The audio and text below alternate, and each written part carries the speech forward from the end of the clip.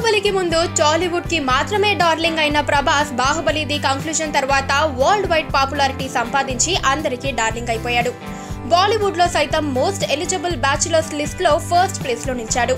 మరి అంత strong position లో ఉన్న ప్రభాస్ పెళ్లి గురించి అంతా ఆరాటపడుతున్నారు. కానీ ప్రభాస్ హైట్, వెయిట్, స్టేచర్ కి మ్యాచ్ అయ్యే అమ్మాయిని చూడటం అంత ఈజీ కాదు.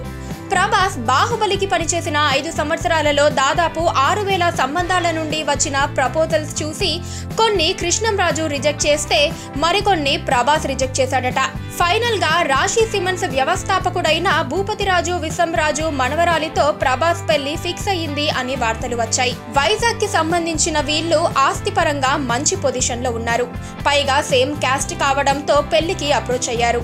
రాశి సిమెంట్స్ మర్జింగ్ తో భారీగా ఆస్తులు వచ్చాయి. ఇక భూపతిరాజు పారిశ్రామికవేత్తగా 1977లో పద్మశ్రీ, 2001లో పద్మభూషణ్ అందుకున్నారంటే ఆయన ఎలాంటి బిజినెస్ టైకూన్ అనేది అర్థమవుతోంది. 1997లో BV Raju institute of technology పేరుతో ఇంజనీరింగ్ కాలేజ్ కూడా స్థాపించారు.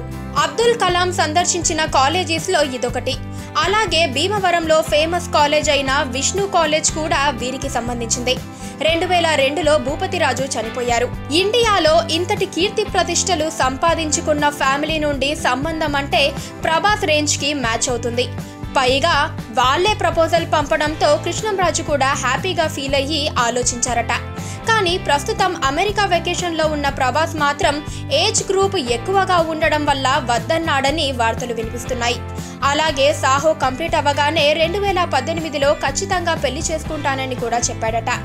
దాంతో ఈ సంబంధం కూడా క్యాన్సిల్ అయినట్టే అంటున్నారు.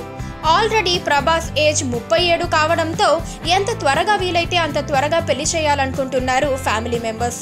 అలాగే ఎంత త్వరగా వీలైతే అంత త్వరగా తమ డార్లింగ్ పెళ్లి చూడాలని కోరుకుంటున్నారు ఫ్యాన్స్.